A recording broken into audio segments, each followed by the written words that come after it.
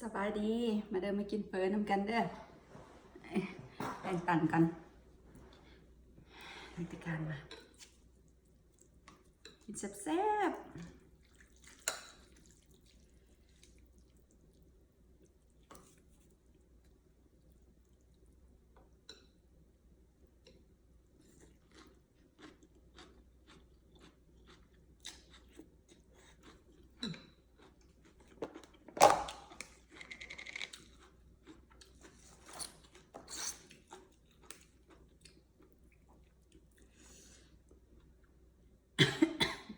ขอโทษ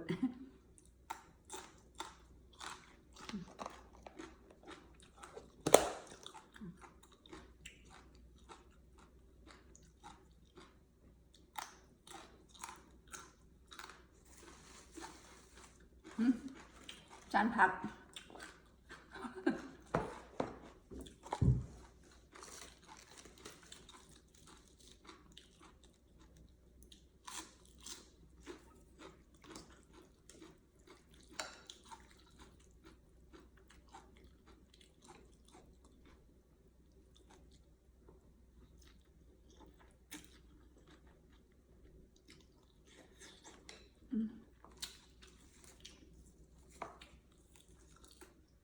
ผักอย่างนี้ก็อันนี้หอมเผือกเนาะบ้านหอม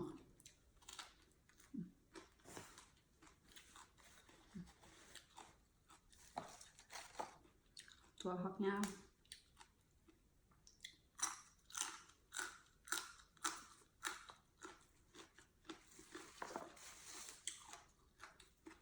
นี่มะฮูผักหอมอย่างนี้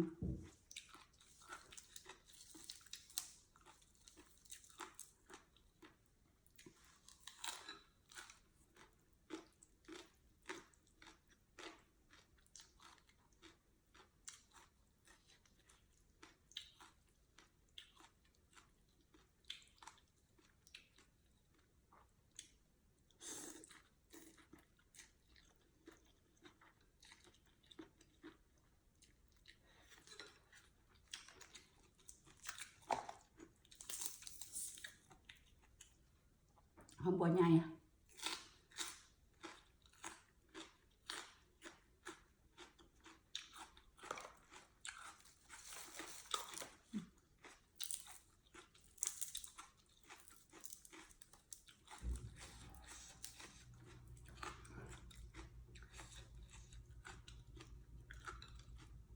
หอมปอม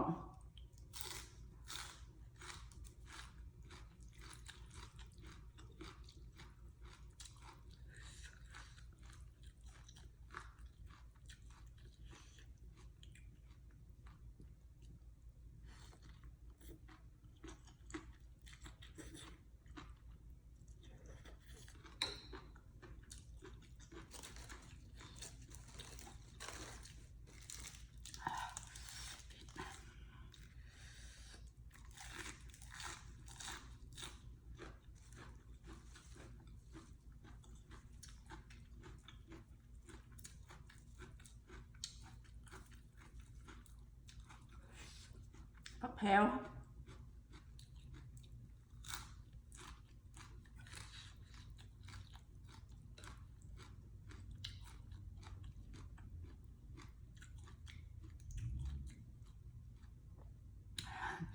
เห็น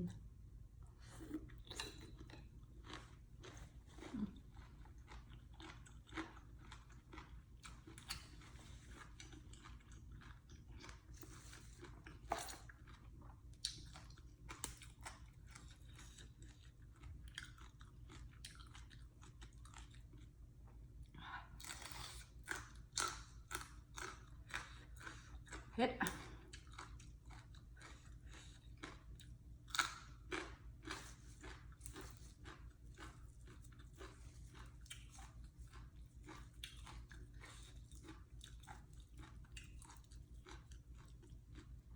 คุยกับกะปิเนี่ย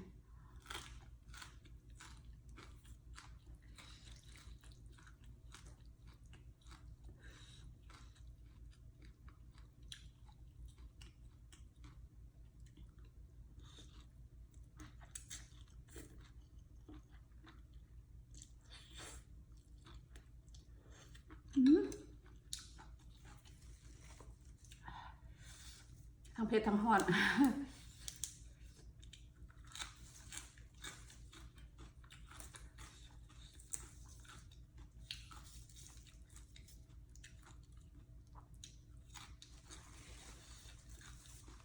นี่จะหอมคือกับผักอีตูแต่ว่าแหม่ผักอีตู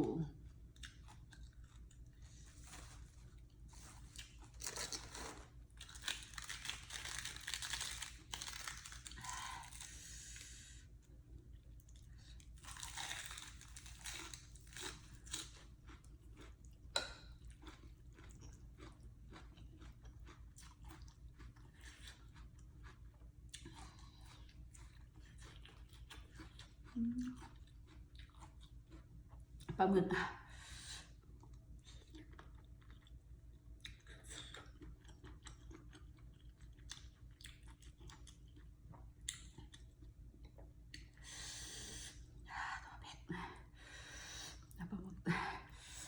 เอาปลาหมึกสักน้ำก่อน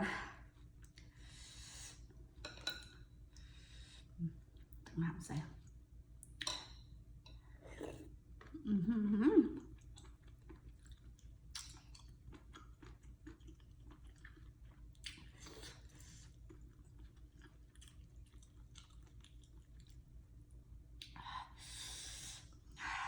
30 กีบ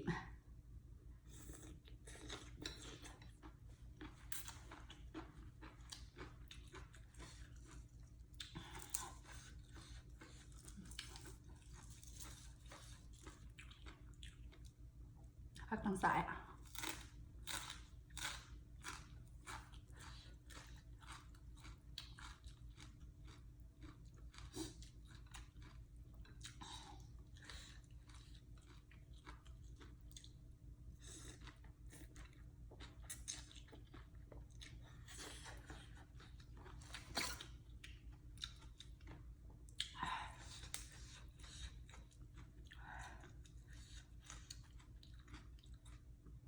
เผ็ดจนน้ำตา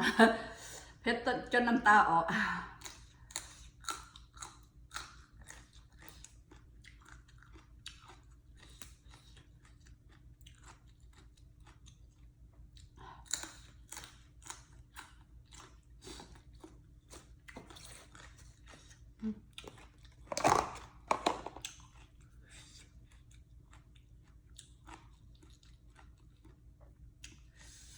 วิธีกินกะปิให้คนอื่นได้กินน้ำแล้วก็บ่น่าเกลียดต้องเอาบ่วงตักออกแล้วมาแปะใส่ปากถ้วยมองได้ก็ได้หรือว่าแปะใส่จานเอาใส่จานมองได้ก็ได้แล้วก็อัดไว้คนอื่นเขาก็จะกินน้ำแบบบ่น่าเกลียดนี่เขาก็มาอันนั้นพอแล้วค่ะโยนลงเลย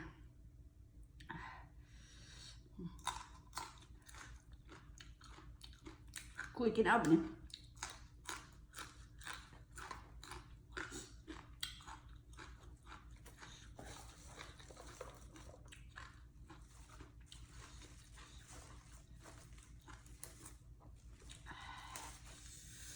หอมละหอมเสริมหรือหอมฝรั่งกันแน่อันนี้โบจัก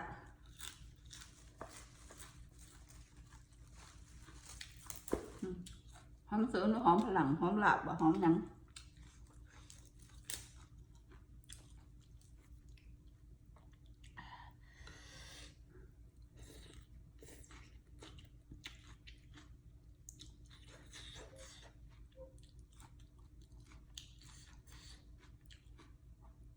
สิ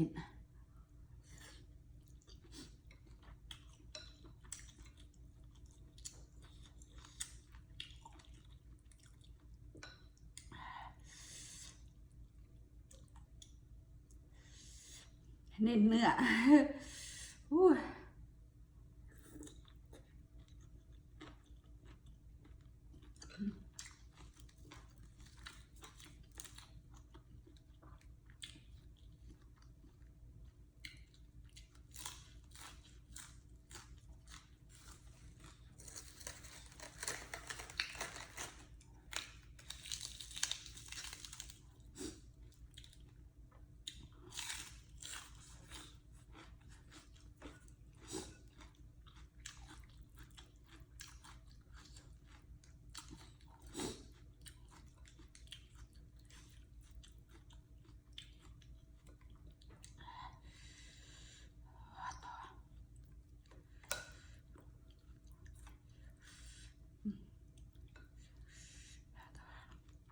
เอ็น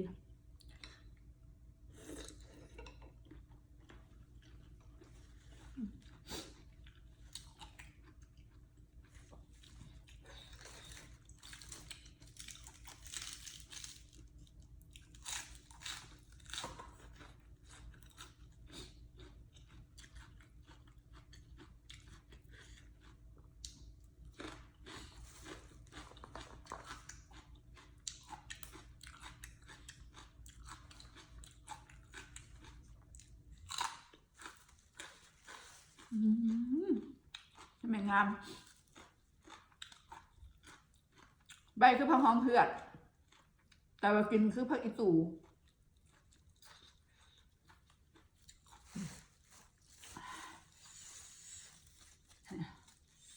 นี่ใบคือกัน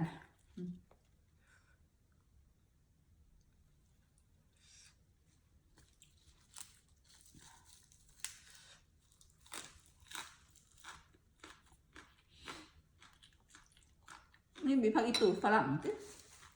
เมื่อผักอีตูลาว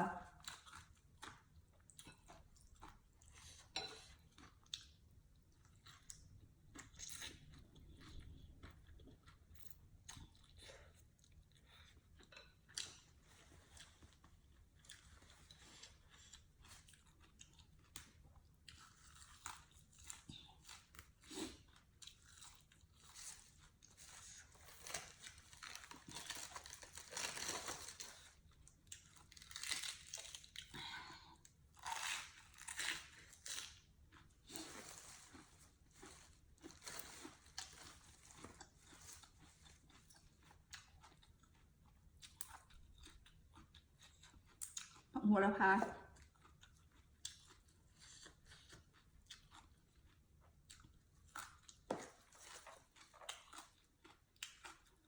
หอมปลอม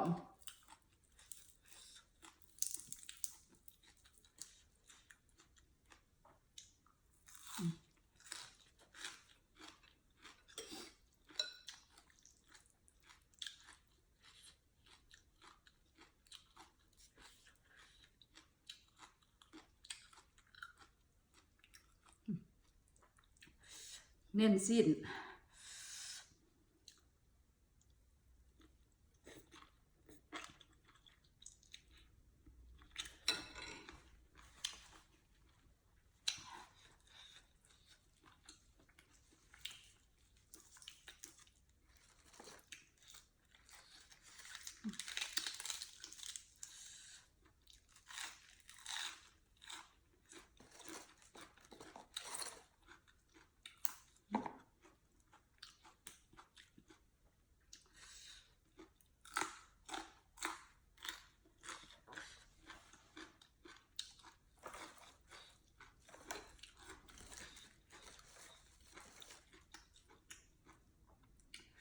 เมื่อเช้าเนี่ยโอ้ยตันเดอร์ลุกไปการแต่ลุกแต่4:30ฝนตกฟ้าห้องฟ้าแม่เบื่อมป้าคือฟ้าสิผ่านี่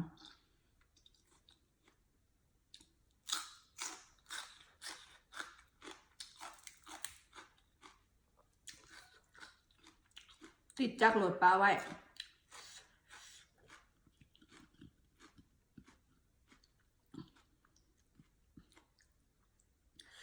วันนี้ฝนตกแรงที่ไปขึ้นรถย่านฟ้าห้องแบบนั้นผ่านแมปเหลือง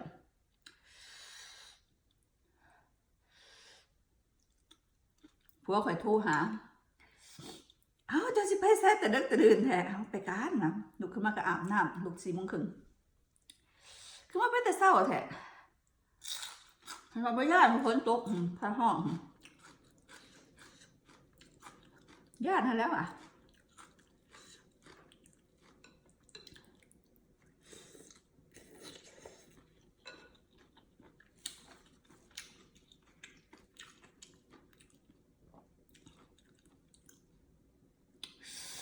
แต่เขาจำเป็นได้ไปบ่ไปก็บ่ได้กินเนาะทั้งเผ็ดทั้งแซ่บ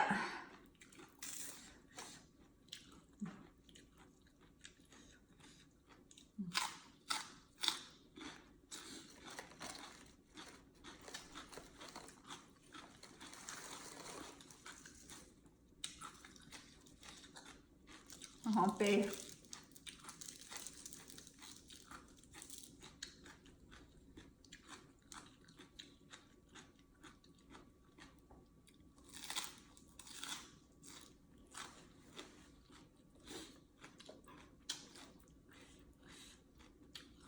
เพราะว่าถั่วเน้นๆเป็นเนื้อเส้นบะหมี่หลาย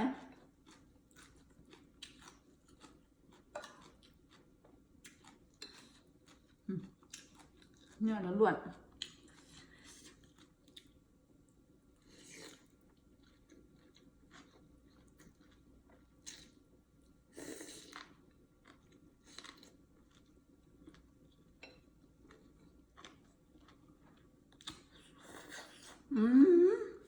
ขออนุญาตแล้ว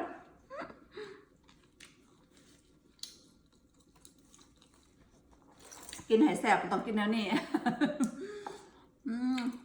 พักติดแขวก็เป็นยังเนาะยำกินบวากัน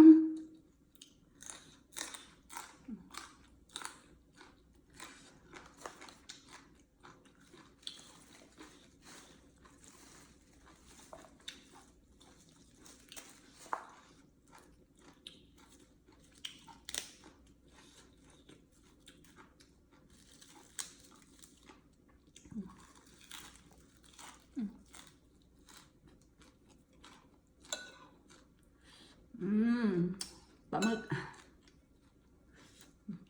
หน่อย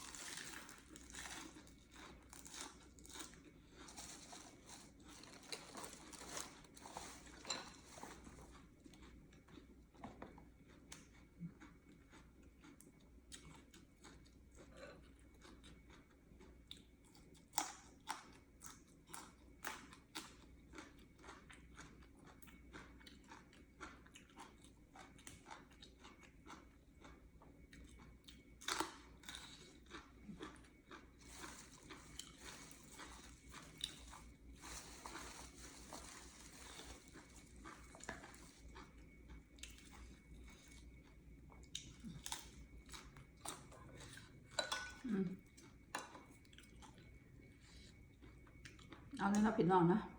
จะได้กินต่ออีกเอ็น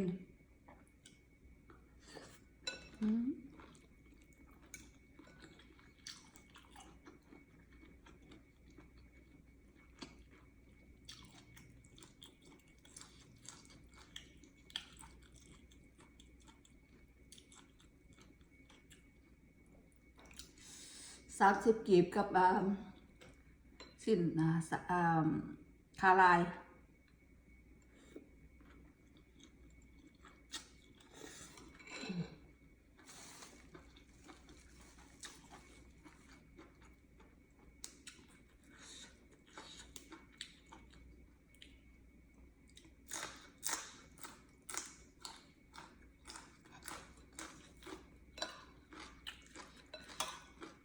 กินให้แซ่บต้องกินแบบสะใจ